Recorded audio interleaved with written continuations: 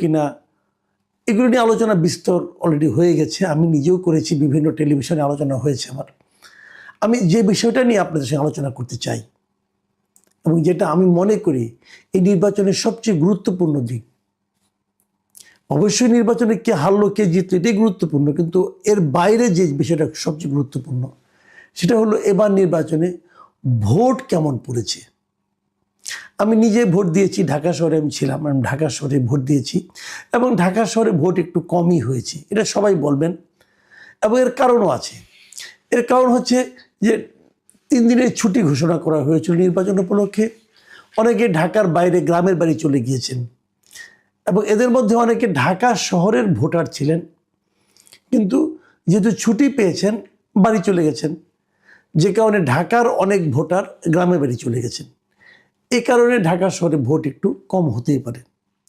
Vote কম হওয়ার আরেকটা কারণ ছিল, সেই কারণটা হলো বিপুল সংখ্যক আওয়ামী লীগের ভোটার যারা আছে, মানে আওয়ামী ভোটার যারা আওয়ামী লীগকে ভোট দেয়, মানে যারা নৌকা মার্কায় ভোট দেয়, তাদের মধ্যে বিপুল সংখ্যক ভোটার আমার মনে হয় এবং অনেকেই স্বীকার করবেন এবার ভোট দিতেই যায়নি। আওয়ামী ভোটারদের অনুপস্থিতি এবং অনেক লোক ঢাকা থেকে চলে যাওয়ার কারণে ঢাকা শহরে ভোট প্রদানের হার কম ছিল। এটা আমি নিজেও ভোট দিতে গিয়ে এবং প্রথম আমার অভিজ্ঞতার কথা বলতে গিয়ে আপনাদেরকে আমি গতকালকেই জানিয়েছি যে ঢাকা শহরে ভোট কম পড়েছে। কিন্তু ঢাকার বাইরে কেমন ভোট পড়েছে?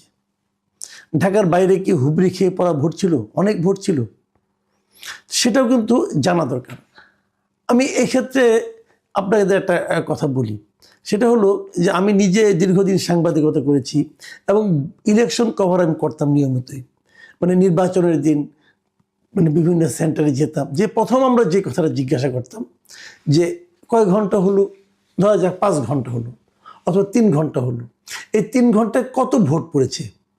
মানে আমরা যখন যেতাম নির্বাচন চলাকালীন প্রিজাইডিং অফিসাররা, মানে একটা ভোট কেন্দ্রে যিনি দায়িত্বে থাকেন, তিনি একটা তথ্যই আমাদেরকে দিতে পারতেন খুব ইজিলি, তা হলো কত ভোট পড়েছে। এটা দেওয়ার নিয়মটা হলো কি, ব্যালট পেপারতে দেওয়া হয় বইগুলি, যে ওই একটা পুরোটা বইয়ের তো একটা সংখ্যা সবাই জানে, একটা বইয়ে 100 পেজ থাকে, তো কয়টা রুম আছে, মানে কয়টা কক্ষ আছে, সেই কক্ষে কয়টা, মানে ওরা কয়টা একটা করে ভোট যখন তার পুরো বইটা শেষ হয় তখন তারা ওটা জমা দিয়ে আবার নতুন একটা বই ইস্যু করে নিয়ে যায়। তো ওরা কিন্তু বুঝতে পারে যে কয়টা বই শেষ হলো আর কয়টা বই নিয়েছে। বলতে পারে যে এখানে 500 ভোট হয়ে গেছে, আরও 4টা-5টা চলছে, ওগুলি ভাঙাগুলি ওর যোগ করে একটা ধারণা দিতে পারে, খুব ইজিলি পারে তারা। তো এটা হলো সবচেয়ে প্রথম যে কত ভোট পড়লো, মানে কতগুলি ভোট হলো, তারপর সেই ভোট কে কতটা পেল অথবা কতগুলি ভোট বাতিল হলো, নষ্ট হলো, এগুলো আলাদা হিসাব। এখন প্রশ্ন হলো যে আজকে যে নির্বাচনটা শেষ হলো, নির্বাচনে ভোট গণনা চলছে, আমরা জেনেও গেছি অনেকগুলো আসনে কোনটা বিএনপি জিতলো, কোনটা জামাত জিতলো, কে জিতলো কে হারলো, মোটামুটি আমাদের জানা হয়ে গেছে। কিন্তু আপনি কি জানেন যে এবার কত শতাংশ ভোট পড়েছে?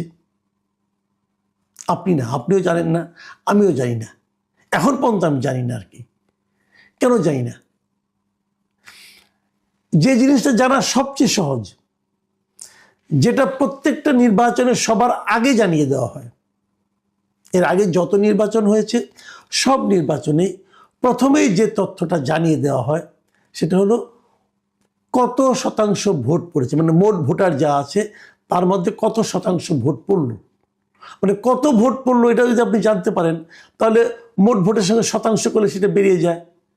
এখানে কঠিন কিছু নাই। কিন্তু এবার রাত 10টা পর্যন্ত যখন কোনো ফলাফল, মানে কেউ যখন জানতে পারলো না যে কত ভোট পড়েছে, তখন সাংবাদিকরা কিন্তু নির্বাচন কমিশনের ভেতরে যে একটা থাকে, কন্ট্রোল রুম থাকে, সেখানে সাংবাদিকদের ওরা ব্রিফ করেন যে এত ভোট পড়েছে, এত অমুক আসনে অমুক এগিয়ে আছে, হয়তো 150 আসন, 150 কেন্দ্র আছে, তারপরে 70টা কেন্দ্রের ফল জানা গেছে, কে এগিয়ে আছে, এগুলো আংশিক ফলাফল, এগুলো ঘোষণা করা হয়। এটা আগেও হতো। তো সাংবাদিকরা 10টার দিকে যখন জিজ্ঞাসা করেছে যে কত ভোট পড়েছে, তো তার আগে প্রথমত তারা জিজ্ঞাসা করেছে সিইসিকে। ভোট গণনা যখন শুরু হলো সন্ধ্যার পরপরই, তখন সিইসি যখন আসলেন তখন সিইসিকে জিজ্ঞাসা করলো যে কত ভোট কাস্ট হয়েছে। সিইসি বললেন এটা ইসির সচিব বলবেন, ঠিক আছে? তারপর সচিব এই আংশিক ফল প্রকাশ করা শুরু করলো। রাত 10টার দিকে এই ইসি সচিবকে, নির্বাচন কমিশনের যিনি সচিব আছেন, তাকে সাংবাদিকরা জিজ্ঞাসা করলো যে কত শতাংশ ভোট পড়েছে, এবং উনি বললেন কি, এত অধৈর্য হলে তো হবে না, আপনারা যদি এত অধৈর্য হন তাহলে আমি এটা বন্ধ করে দিয়ে ওটার দিকে যাই, মানে এটা মানে ওই আংশিক ফল বন্ধ করে দিয়ে টোটাল কত শতাংশ ভোট পড়েছে ওটার দিকে যাই। বুঝেন, উনি বিরক্ত। এই বিরক্তির ভিত্তিটা কি? উনি তো বিরক্ত হতে পারেন না, কারণ ওনার কাছ থেকে সহজ প্রশ্ন করা হয়েছে। এবং তখন উনি আবার এটা বললেন যে কত শতাংশ ভোট পাওয়া গেছে এটা বলা হবে 299টা আসনের ভোট কাউন্ট করার পরে, মানে সবগুলি আসনের ভোট কাউন্ট করা হবে, সবগুলি বিজয়ী ঘোষণা করা হবে, তারপর বলা হবে যে মোট কত শতাংশ ভোট পড়েছে। এটা ওনার বক্তব্য সাংবাদিকদের কাছে। কিন্তু আমার প্রশ্ন হলো যে সবগুলি আসনের ফলাফল জানানোর পর আপনাকে কেন মোট ভোটের কথা বলতে হবে? কারণটা কি? এই প্রশ্নের জবাবটা কিন্তু আমি এখনো জানি না। দেখেন, মোট ভোট জানাটা কেমন সহজ। প্রিজাইডিং অফিসার টোটাল ভোটের হিসাব দিবেন, ওনার কাছে কতগুলি ব্যালট পেপার গিয়েছে, কতগুলি ব্যালট পেপার ইউজ হয়েছে। এটা তো 4টার সময় যদি 4:30 পর্যন্ত ভোট হয়ে থাকে, 10 মিনিটের মধ্যে ওনার পক্ষে বের করা সম্ভব ওনার এই কেন্দ্রে কত ভোট পড়েছে। এবং প্রিজাইডিং অফিসাররা এটা দিয়ে দিবেন সহকারী রিটার্নিং অফিসারের কাছে। এটাতে এখন মুহূর্তের মধ্যেই আপনার মেসেজ দিয়ে মেল করে আপনি পাঠাতে পারেন। সহকারী রিটার্নিং অফিসার যিনি থাকবেন, মানে সাধারণত উপজেলা যিনি ইউএনও হন আর কি, উনি এটা সঙ্গে সঙ্গে পাঠিয়ে দেবেন রিটার্নিং অফিসারের কাছে, মানে জেলা প্রশাসকের কাছে। রিটার্নিং অফিসার পাঠিয়ে দেবেন নির্বাচন কমিশন সচিবালয়ে। এই পুরো কাজটা করতে 15 থেকে 20 মিনিটের বেশি সময় লাগার কোনোই কারণ নাই। তার মানে 6টার মানে 4:30 ভোট শেষ হয়ে গেছে, বড় জোর 5টা, ধরলাম 6টার মধ্যেই জানিয়ে দেওয়া সম্ভব যে কত ভোট পড়েছে। সেটা জানানো হলো না কেন? কেন রাত 10টার সময় তারা জানাতে পারছেন না, এবং তারা অল্প অল্প করে জানাচ্ছেন? যতটুকু জানতে পেরেছি আমরা এই পর্যন্ত, প্রথমে দুপুর 12টার সময় জানিয়েছেন যে 32.88% ভোট পড়েছে। কিভাবে জানালেন? আমি যেভাবে বললাম ওভাবে জানিয়েছেন। তো তখনও ভোট শেষ হয় নাই, কাজে ওভাবেই জানাতে হবে। 2টার সময় জানালেন যে 47.91% ভোট পড়েছে। দেখেন, মাত্র 2 ঘন্টার মধ্যে কিন্তু 32 থেকে 47% হয়ে গেল, মানে 15% ভোট পড়ল। আপনারা মাথায় রাখেন, মোট ভোটার কত ছিল এবার মোট ভোটারের সংখ্যা ছিল 12,77,00,000, মানে প্রায় 13 কোটি। এই 13 কোটি ভোটারের মধ্যে মাত্র 2 ঘন্টার মধ্যে 15% ভোট কিন্তু বলা গেল। 15% মানে প্রায় 1.5 কোটি ভোট, 1.5 কোটিরও বেশি, প্রায় 1,70,00,000 ভোট কিন্তু তারা মাত্র 2 ঘন্টার মধ্যে বেড়ে গেল। কিন্তু যাক, এগুলি নানা রকম সন্দেহের কথা বলার জন্য আমি বললাম। কিন্তু সেটা যেটাই হোক, সংখ্যা যাই পারুক, আমার কোনো আপত্তি নেই। কিন্তু আপনি কেন 6টার মধ্যে পুরো ভোট কত পড়েছে সেটা বলতে পারছেন না? এখন যখন আপনি না বলছেন, এবং এটা একদম মানে এ ধরনের উদাহরণ আগে কখনো হয়নি, এবারই প্রথম তারা ভোটের মানে কত ভোট পড়েছে, মানে কাস্টিং ভোটের পার্সেন্টেজটা তারা জানাচ্ছেন না কেন? এবার আরেকটা কাজ কিন্তু প্রথম হয়েছে, সেটা হলো গণভোটটা এবার প্রথম হয়েছে। এভাবে একই সঙ্গে 2টো ভোট এই প্রথম হয়েছে। সমস্যাটা হলো ওই জায়গাটাতে যে আপনি গণভোটে কত ভোট দেখাবেন, সেটা কি কারণ? কারণ আপনি যদি দেখান যে ভোট কাস্ট হয়েছে, যাই হোক ধরা গেল 50%, অথবা 50% মানে 6 কোটি ভোট কাস্ট হয়েছে, তাহলে আপনি গণভোটেও 6 কোটি ভোট হয়েছে, কারণ একজনকে তো 2টো করে ব্যালট পেপার দিয়েছেন আপনি। তো গণভোটে কত পার্সেন্ট আপনি দেখাবেন, এটা নিয়ে কি আপনারা গবেষণা করছেন? আপনারা কি প্রমাণ করতে চাচ্ছেন যে গণভোট মানে পুরো দেশের কত লোকে ভোট দিল? যদি অর্ধেকের কম লোক ভোট দেয়, তাহলে তো লোকে বলবে যে গণভোট মানে কি, পুরো দেশের জনগণের মতামত।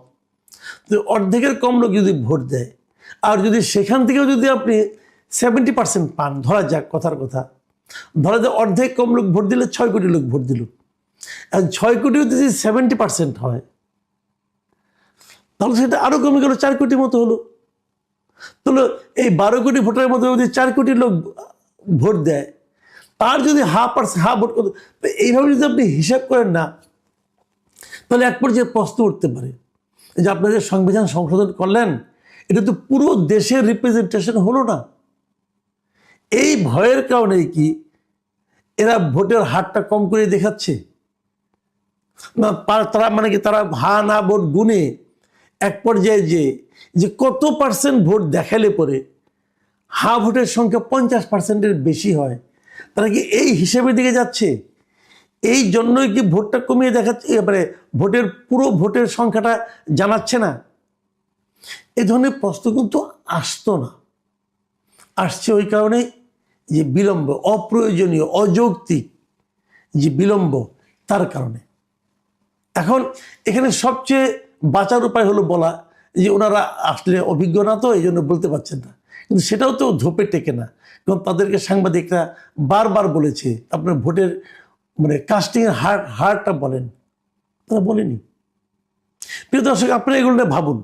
আমি একটা সম্ভাবনার কথা বললাম, এই সম্ভাবনা যদি থাকে, এমনিতে হা না ভোট নিয়ে নানা ধরনের বিতর্ক, লোকে বুঝতেও পারছে না কেন হা কেন না, তার মধ্যে যদি এই কত পার্সেন্ট ভোট পড়লো এটা নিয়ে বিতর্ক হয়, তাহলে এই রেফারেন্ডামের মানে এই গণভোটের ভবিষ্যৎ আলটিমেটলি কি দাঁড়াবে? এটা আপনি আজকে সকাল থেকে তো নির্বাচনী একটা বেশ সরগরম পরিস্থিতি দেখলাম আমরা।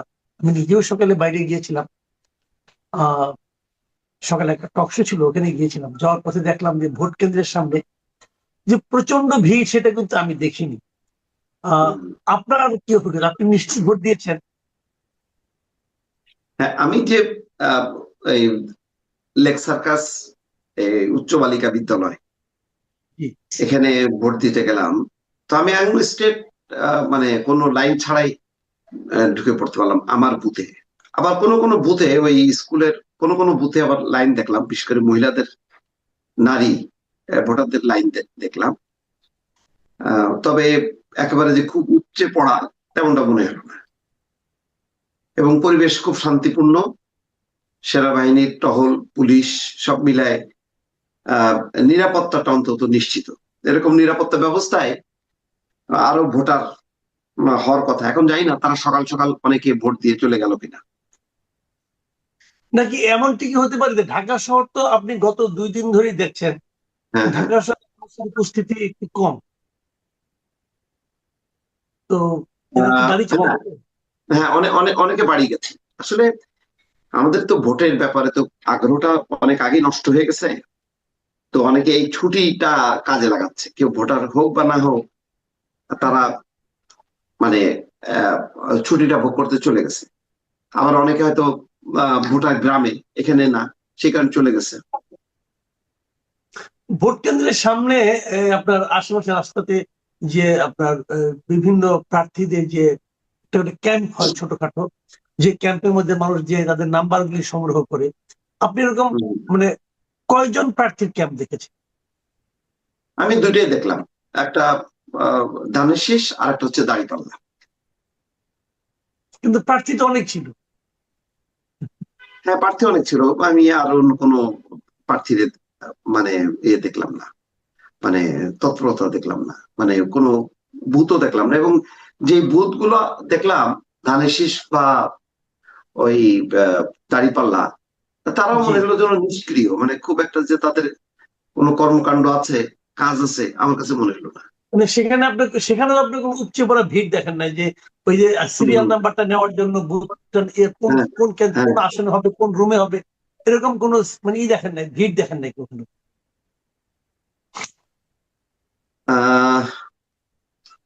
আমি আসলে একদম মানে এক ধরনের শূন্য অবস্থা দেখলাম। হ্যাঁ, শূন্য পরিস্থিতি দেখলাম, মানে ওইরকম কোনো ভিড়ভাট্টা দেখলাম না আর কি। একটু অবাকই লাগলো। তিনটা প্রহসনের নির্বাচন যেগুলো আমরা বলি 14, 24 এবং 18, এই যে তিনটা নির্বাচন, এই তিনটা নির্বাচনের পর অনেকে মানুষ কিন্তু বলেছিল তারা ভোট দিতে পারে না, জীবনে প্রথম ভোট দেবে, বা এই জীবনে প্রথম ভোট দেওয়ার যে আগ্রহ থাকার কথা সেরকম কিছু দেখেছেন কিনা আপনি, এবং সেই বয়সে খুব বেশি ভিড় দেখেছেন? না, আমি সেটা অন্তত আমার এই কেন্দ্রে দেখিনি। এখন সারা ঢাকা শহর আমার ঘোরা হয়নি, তবে আমার স্টাফ ইকবাল সেও বললো যে একদম ফাঁকা দেখছে তার ধানমন্ডির একটা কেন্দ্রে, সেও সেটা দেখেছে। এই চিত্রটা হয়তো রাজধানীতে আমার মনে হচ্ছে বিশেষ করে একদম শহর এলাকায়, আবার হয়তো পাশের এগুলি একটু পুরান ঢাকার দিকে বা সাইডের শহরতলি সেসব জায়গায় হয়তো চিত্রটা ভিন্ন কিনা আমি জানি না। তবে কেউ কেউ বলেছে আমার পরিচিত, তারা বেশ লাইনে দাঁড়িয়ে ভোট দিতে তাদের কষ্ট হয়েছে সকালবেলা দিকে, পুরান ঢাকায়। হ্যাঁ, তবে মিশ্র আছে, মানে তবে আওয়াজ যে এরকম আওয়াজ ছিল যে একেবারে টইটম্বুর অবস্থা হবে, ভোট 70% পার হবে, হ্যাঁ, আমার মনে হয় না সেরকম। এটা যদি 10-50% হয়, আমার মনে হয় যে সেটাই অনেক। এখন যে পরিস্থিতি 50% ভোট তো হয়েছিল 91 এর কথা, 91 এর ভোটের কথা নিশ্চয়ই আপনার মনে আছে। তখন যে কত ছিল 91-এ? 91 ছিল 51%। 51, তাহলে তো 51%-এ আসাটাও কঠিন হয়ে যাবে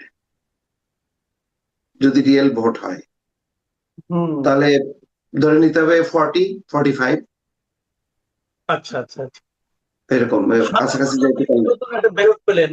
এটাতে আপনার 91-এ তো ধরেন আওয়ামী লীগ ছিল, এবার তো আওয়ামী লীগ নেই, তাই না? তো এখন এবার আওয়ামী লীগ ছাড়া ভোট হচ্ছে। এটা যতই বলি না কেন, বাংলাদেশের দীর্ঘদিনের ঐতিহ্য নৌকা ধারে শেষ। কোনো একটা অংশ যদি না থাকে তাহলে সেই ভোটের আর থাকে না। ঢাকায় দেখেন না, মোহামেডান আবাহনী, আপনি মোহামেডানের সাথে যদি ভিক্টোরিয়ার ফাইনাল খেলাও দেন জমবে না, আবার আবাহনীর সাথে যদি ফকিরের পুলে দেন জমবে না। বিশ্বকাপে দেখেন এই যে যতই থাকুক, নিউজিল্যান্ড থাকুক, পাকিস্তান ভালো না থাকলে আর জমে না। এবার পাকিস্তান খেলবে না বলে হাহাকার, পায়ে ধরে পরে তাদেরকে নিয়ে আসতে হলো। বাংলাদেশের বিসিবির সভাপতিকে উড়াই নিয়ে পাকিস্তানে নিয়ে যে একটা বুঝ দিয়ে পাকিস্তানকে রাজি করানো হলো, তাই না? তো ট্রেন্ড এটা, এই ট্রেন্ড কি আপনি মানে ভাঙার চেষ্টা করছে তো শেখ হাসিনা, কম না, তাই না? যেরকম ভোট হলো, আপনার কি মনে হয় যে এই ভোট গণার জন্য মানে দীর্ঘ সময় লাগা উচিত? না, এটা তারেক রহমানও কিন্তু একটু আগে দেখলাম স্ক্রলে যাচ্ছে যে ভোট গণনা শেষ করতে বেশি সময় লাগার কথা না। এটা আমার ধারণা তো 9টা-10টার মধ্যে শেষ হয়ে যাওয়ার কথা, কারণ 4:30টায় ভোট শেষ হওয়ার সাথে সাথে কাউন্ট শুরু হবে। এই কাউন্ট ধরেন 50% ভোট কাউন্ট করতে রাত 12টা, 1টা, 2টা পর্যন্ত।